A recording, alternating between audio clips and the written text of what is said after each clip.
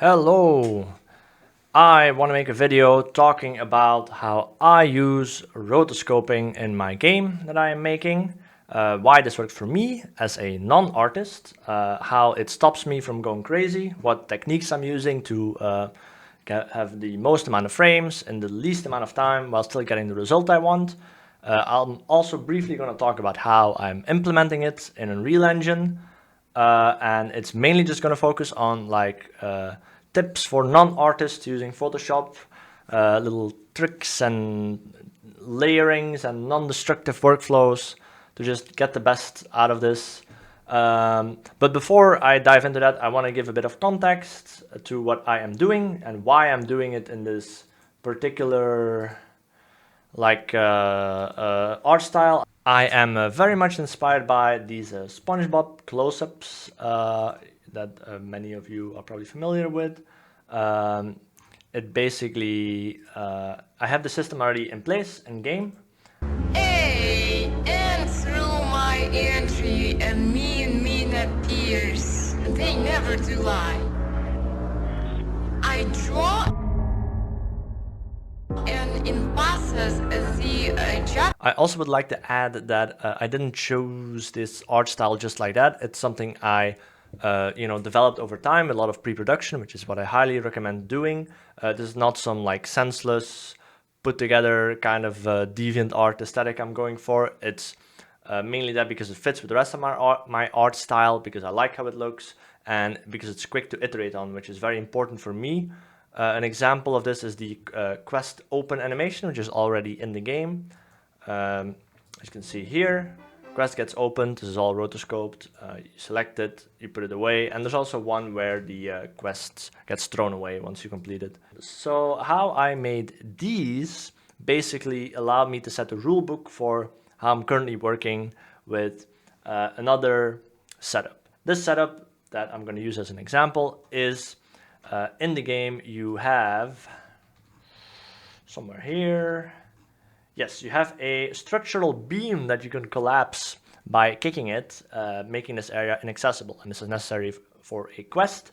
And to do this, I wanted to have a rotoscoped animation because it looks fun. I think Smiling Friends is a good example of what humor rotoscoping can add to something as a quick shocker, a quick change of art style. And yeah, SpongeBob as well. I'm pretty sure that was a big inspiration for Smiling Friends. So yeah, let's now dive into it. Now that you know what I want to achieve, I want this art style, and my Flipbook that I already made for my quests. I have 3 different ones with one high-res version of just the opened quest. But it basically looks like this, where I have my 9 frames of all my quest animation. And this was achieved obviously by rotoscoping. I just put on some gloves and put on a GoPro and filmed myself. And I'm gonna do something similar now. So how do I make this, make it look consistent, make it look good? As a non-artist, I'm very much not an artist. I think that that's obvious, but trust me, it can be a lot worse. So because I do want this shading, this lighting that's in here. So this is background not done, this not done, many parts not done yet. I'll show the end result here. Wow, beautiful, so good. But this is still work in progress. What I'm doing here is I'm doing a 16 frame animation, and I basically forced myself to make like a rule set to do this in a fast manner because I don't want to spend more than a day on this. So yeah, here is how I am doing it. Hopefully you can learn something from this.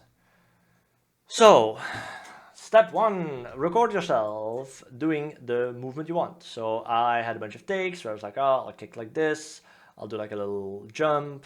I did one in first person. I was like, oh, it's gonna look good. It looks bad. In the end, I went with this one, where I just kick like this, which I then rendered out in DaVinci Resolve, which is a free program that I highly recommend using. You can export it as a JPEG sequence. Once you have done that, basically extract the frames you want from it.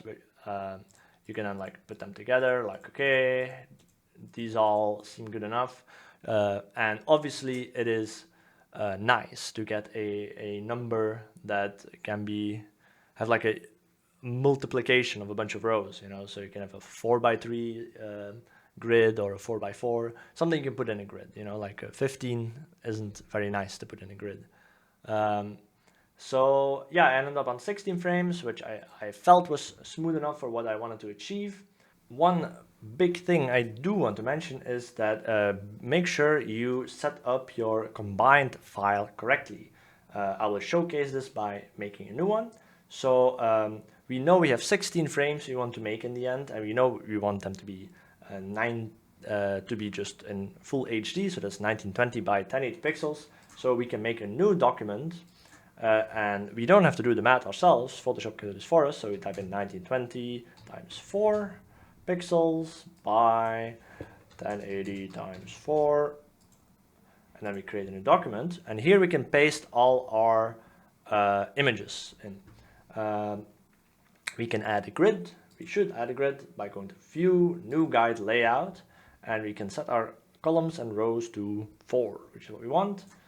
Then the rendered out images, we can just select all of them, 3, 4.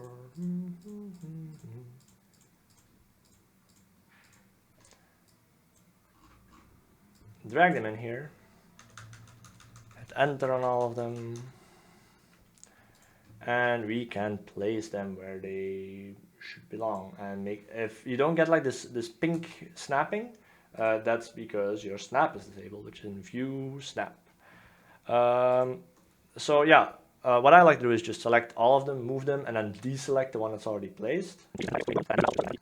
There we go. And now the most important step is to make sure all these files are linked to their existing location. You do this by right-clicking and setting relink to file. So we now have to go through the tedious job of relinking this for every single image. So pillar 1, and you know it works when it has this little thing here. Okay, now with all of these in place, this will help us tremendously in the long run, because we want to keep iterating on this, we're going to keep adjusting these things, and it would be very annoying to keep re-importing all these images over and over again.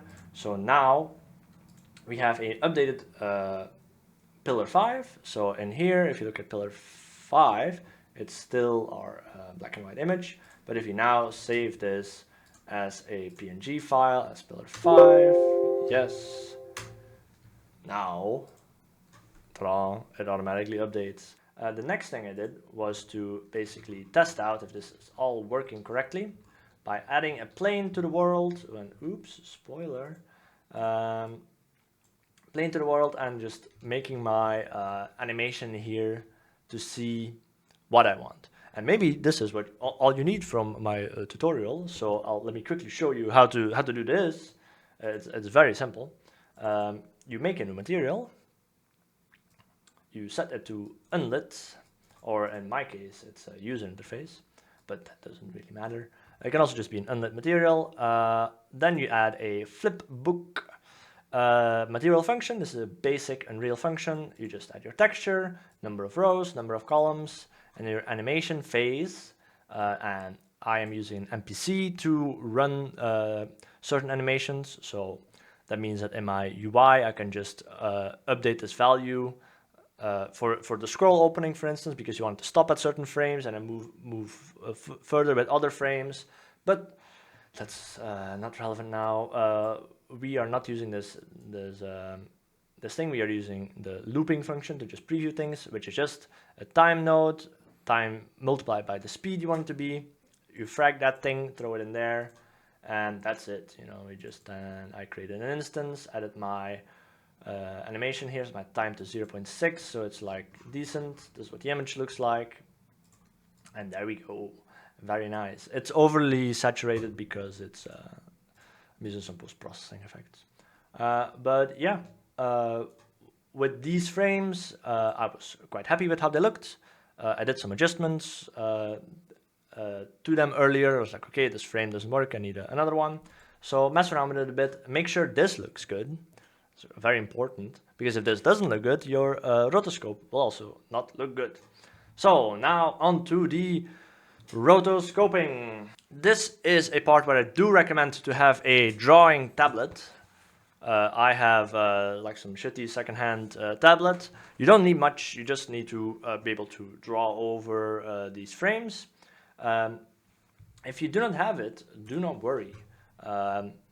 This is what I would recommend. So basically what you can do if you want to just draw this by hand, it's quite difficult to draw with a mouse like this. So a fix for this is to use smoothing, which can be found up here. If it's grayed out, do not worry, you can just go to brush settings, which can be found in window brush settings, or by hitting F5, and you can enable smoothing.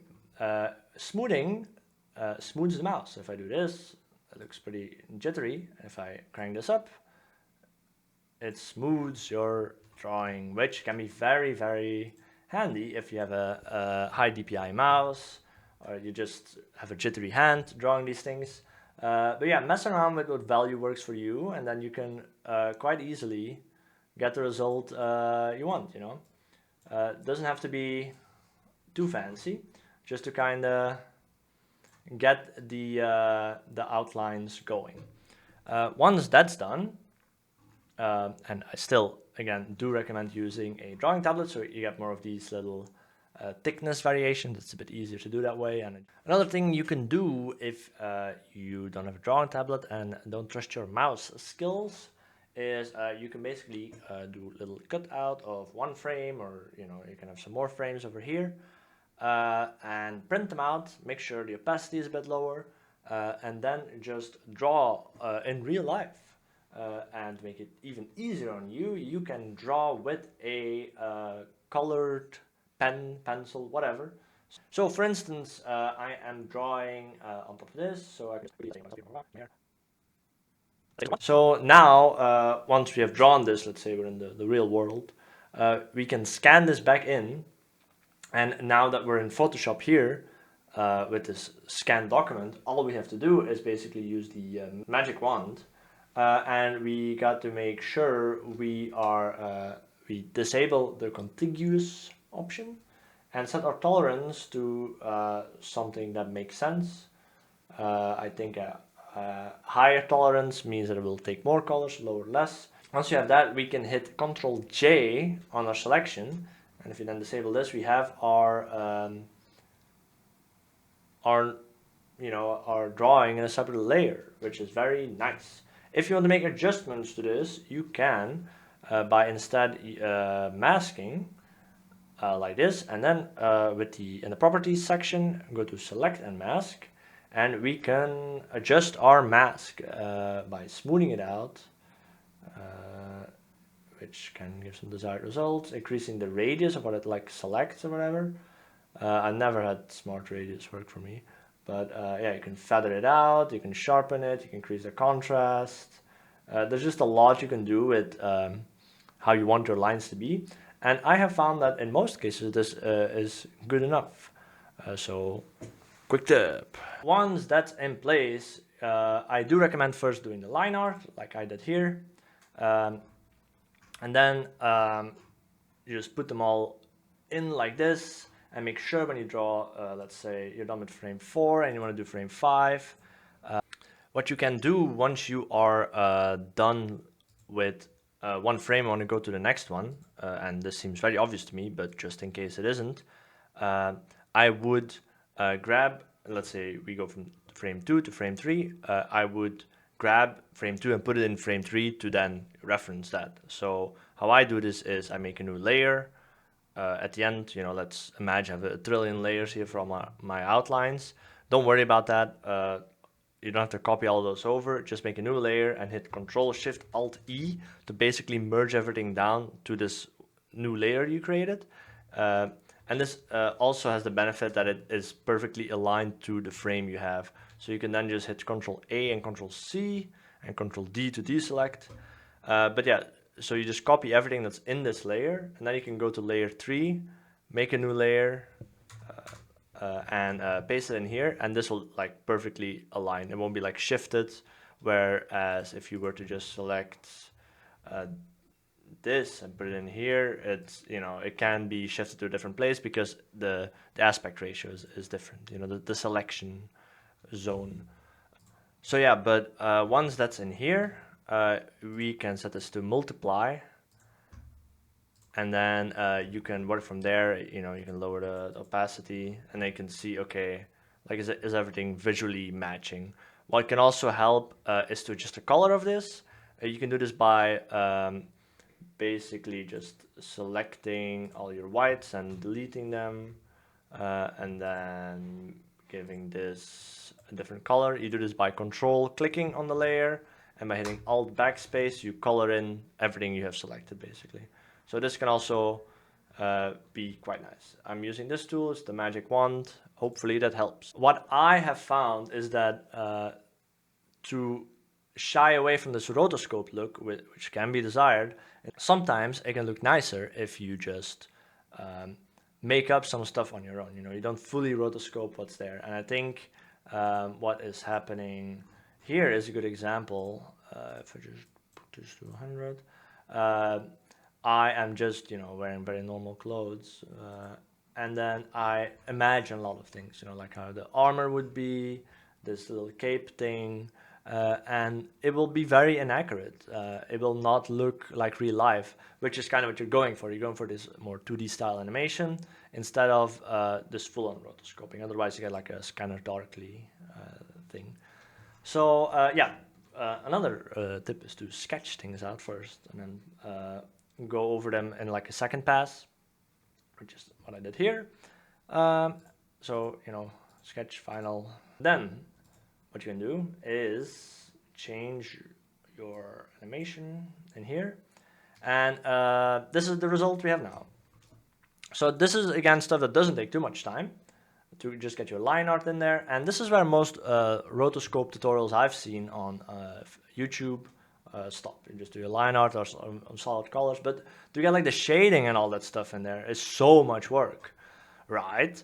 Well, it could not be. And this would be the next section of the tutorial. How do you now do the shading? And I've already done 4 frames, and during my 4th frame, I was like, okay, let me do a tutorial, because you can do it pretty quick if you want. So I would say, let's make a frame together. And while doing so, I'll tell you what I'm doing. If it's not interesting, I'll speed it up a bit. There were some adjustments made here. As you can see, the lines are thinner than there. This is something I decided to do later when I was looking through my animation in Unreal Engine, that like, okay, the lines have to be thinner. So this is something we're going to do before we're going to work on our color. And you might think, oh no, all hope is lost. I have to come in here and like erase certain bits of the line. No, you do not. There is a filter. If you go to filter, other, maximum, and there, if you adjust this value, you can make things smaller. I decided on 0.8, and it is important you do the, come on. I decided on 0.8, and it is important you do the exact same. And now we can get started on coloring. So in our previous frame, and in your case this will probably be your first frame, it is very important you make it digestible. And this is how I have set it up. And the trick to everything is just masks and masks and masks. So tip number 1, use colors. By right-clicking on any layer, any effect whatsoever, you just can set a color, which is what you should do. This automatically applies to things in folders, which is nice. It looks very readable, and you will be using this later on because you're going to be making adjustments here and then go back and forth. It's like, okay, the metal, I don't want to be reading all of this stuff. I just look at blue and I know that it's metal. So that's tip 1. Tip 2 is to figure out your layering. It's very, very important. Let's say I am adjusting things in the cloth layer. I don't want to be like, ooh, I gotta make sure to not hit the belt. I gotta make sure to not go over the metal. Were to be here, it would be over everything, right? And then I could go in the mask and be like, I gotta make sure it like stops here and ooh, this and that. It's just horrible. So we don't want to do that. Instead, we just want to make sure everything is ordered in a way that makes sense. And there isn't a perfect way to do this, but what I found is like, okay, metal is going to be mostly at the top, so I'm just going to put that here. Then leather is going to be below metal, as you can see here and here, but above the skirt. So the skirt is going to be underneath that. Then the chain mail is going to be under the skirt, as you can see here. The skin is going to be under that because, you know, it's just hidden in the helmet. And then the pants is going to be below that. Okay, so now let's talk about the content of these metal folders and whatever. And, you know, all of our materials that are split up here. Because this is going to be a bit of work, but you only have to do this once. Because let me just explain to you how to do the next frame, and then I'll go back to how you would do the first frame. So the idea is that at the end, once we're done with our frame, we can just copy our color, light, shadow, and background, which is, you know, the stuff we added, drag it over to layer number 5, paste it in here, and yeah, if this is something that, quick tip, if this is something that happens where you're like, ooh, how the hell, where do I paste this? Just cancel, undo, go back to this layer, hit C for crop, and just hit enter. So you make sure everything is cropped to your frame. And now if you do this again, you know, drag these layers over here, and you select, it will be the exact frame, and then you can just snap it to here, everything is in place, everyone's happy, very nice. This is what we're dealing with. And it's a bit of a mess, but it won't won't be hard to adjust things to make it work for this frame. We just, you know, disable our light layer, and then just all we have to do is just select all of our layers, boots, okay, a bit like this, Control T to, you know, transform this thing. Like, yeah, that kind of works. Helmets, rotate this a bit like this, kind of works. The base, put it here, good enough, and so on and so forth. You can even skip this entire step and just adjust your masks. This is how you get the chowder effect, is what I call it, where your texture stays the same but things move.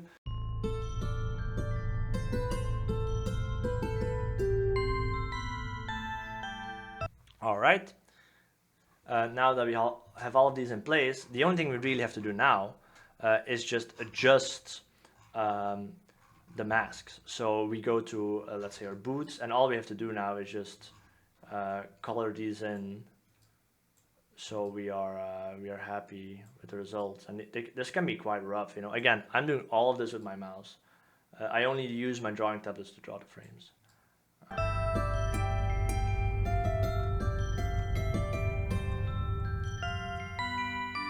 And in some cases, as you see here, my mask, my main image that I'm using, which is this one, it kind of stops here, you know. So what you can do is either shift the image around like this, or in my case, because I kind of want some more consistency in here, I just quickly clone stamp. So I just grab an area, make sure my brush is big enough, and just add it here.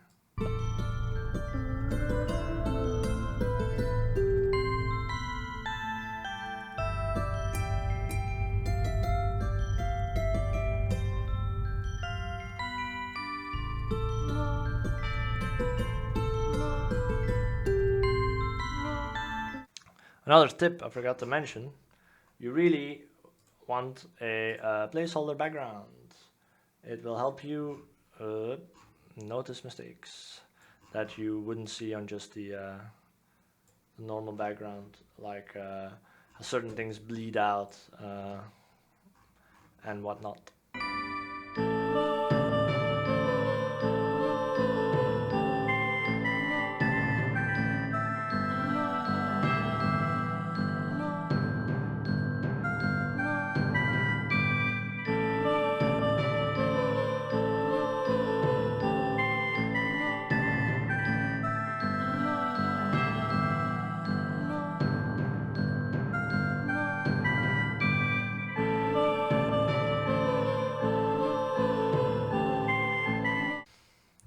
Okay, now with everything in place, I think it's clear how quick it is to adjust the existing masks. So now let's take a step back and let's dissect how the first frame exactly is created and how you can very easily add these masks. Once that's done, we'll go back to the final step to make this actually look good, because now it looks pretty damn terrible.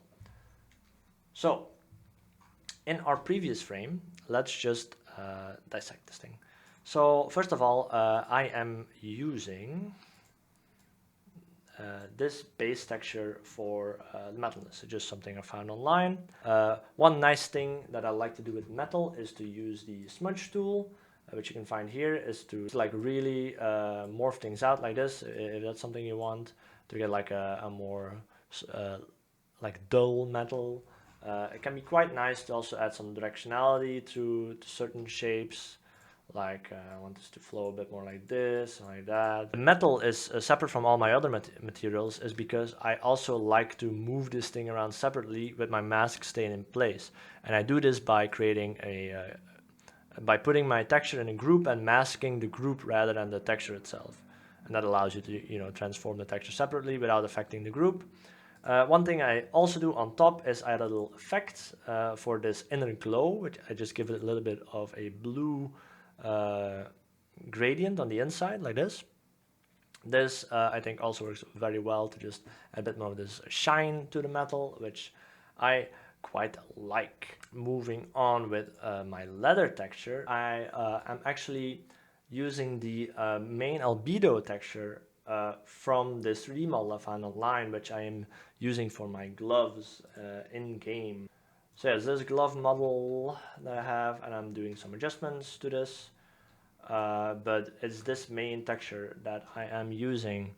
Again, it doesn't look one-to-one with what I have in my animation, but I think that is fine. So I am clone stamping a lot in this. If you're not familiar with clone stamp, it is this tool over here, which allows you with Alt to select a region you like, and then let go of Alt, and then just paint somewhere else, and you just basically paint that zone. It's extremely powerful tool. You can also do some rotations and transformations to what you're clone stamping. So for instance, I really like this area here, but I want it on this boot, but I want to rotate it. You can either go to Window, Clone Source, to this little thing here, and there you can set the angle and reset that angle as well. Or if you want to like have it a bit more visual, you can hold Alt Shift and then use the little arrow keys next to the M. I'm sure they have a proper name. And then you can hold it, and it's painfully slow, but it does work. And after a while, you have your desired angle. But I would say when it comes to rotoscoping, in most cases, no one will notice this because animations move fast, so it doesn't matter all too much. But quick tip, done. Then, yeah, I just named all these the correct name, but they all use the exact same texture. That's why I'm grouping them in the leather group. These ornament lines on top are painted by hand. They're just lines to just add a bit more variety to the model. Then I am adjusting the hue for the top part, so they're both the exact same as well, which is basically clone stamping and morphing different parts of this texture. I think it's from Mixamo, but yeah. Also, this is a terrible example of how you should do a texture. Please don't do this. This is all work in progress, and in the end, I will only use the the little bits that I am using in the end here, which are these red parts. But with these in place, that's that. The chains, again, just Google chainmail. It's not that difficult. Yeah, just an image that I just I'm using, and I'm clone stamping. I think really 90% of the work here is just clone stamping and masking. It's not magic or anything. The mustache here is again some texture of some hair, I think. No, it's from the also from this. Yeah, from this mask that I'm using myself for the head. So again, you can find whatever source you want. The tongue I just drew as with a brush. The skin, I think I just googled old man face, yeah, and I'm just morphing that picture of that old man. The pants is, you guessed it, it's a pants. Yeah, with all these in place, feel free to mess around with, these little metalness effect, all these effects on your groups and your layers and hue and saturation. There's a lot of fun things you can do while still using the same texture. All that in place. Now let's talk about the thing that makes this look good, the deviant art effect. That is adding some light and shadow that's like shittily painted on there, and I think it works really well in selling this effect, especially on like metal and stuff. Yeah, I love this. And basically how this works is I group everything that has to be shaded in one group, and I apply this light mask on there. How I do this is I make a new layer and hold Alt, and if I click in between, you can apply a layer to another layer. And what this means is that, let me do it again with this example. If I were to paint on top with a color, like this gray, I can only paint on what's already in place, which is amazing. And this allows for me to just really mess around and very quickly add some stuff here. What I'm doing is I am getting a soft brush with like 30% opacity, and then I hit the key D to quickly change my palette to black and white. I just use pure black for my shadow and use pure white for my light parts. That's it. And yeah, then you just mess around, add some lines, have fun. That's it. I think it's totally fine if it doesn't like fully match the environment. Just like make sure it's consistent within your drawing. So all the white is on one side, all the black is on one side. I think this is the most artistic part of this whole process, is just kind of knowing where light direction comes from. But I mean, just look around. It's really not that hard. I'm not good at this, and this looks fine. I think some more quick tips before you are gonna duplicate this to every layer you have.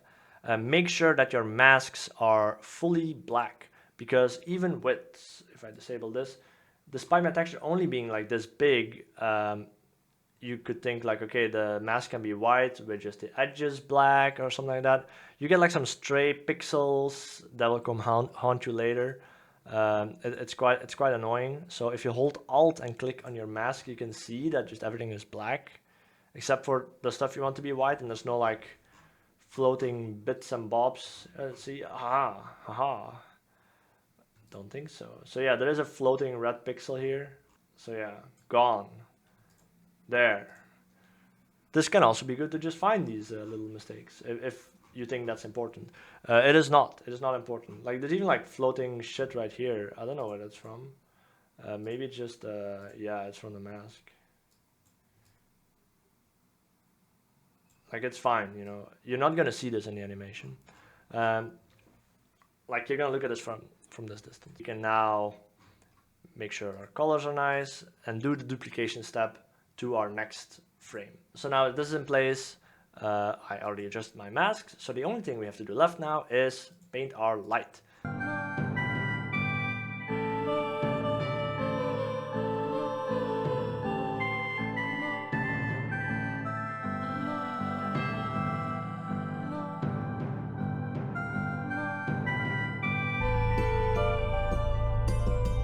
Okay, there we go. Before and after. This took me like 1 minute, man. And it's just huge difference. So yeah, I don't know what the total time is. Here it is calculated. But this is how long it took me to draw one frame. So for 16 frames, it will not take me very long at all. So I think this is the way to do things. So I will now cut to the final result. Alright, a day and a half has passed, which was a bit longer than anticipated, but the animation is done. In total, I could have spent probably less than a day, but this was less fun than anticipated. So my conclusion from doing this is that all people that animate for a living are insane in their head. But anyway, I do recommend to take breaks. Slay the Spire 2 is out. So yeah, this could have been done in like half a day, I guess, if you just like grind through this shit. But I could not do that. But here it is, and here is what it looks like in the editor. So yeah, I am quite happy with the results. So obviously, still need some tweaking here and there. Like the eyes are a bit, the blotches are a bit nasty. The lighting isn't too accurate, and there's still like some pop-up happening on like one of the frames here that I have to fix. But in game, you're not gonna see this loop. This is a one-time thing that's gonna play. I think the sharp lighting works quite well. The filter that I have on top adds a lot of hides a lot of the mistakes as well. So I am gonna put this in game for now and call it a day. Thank you very much for watching. Hopefully you have learned something from this. If not, fuck you!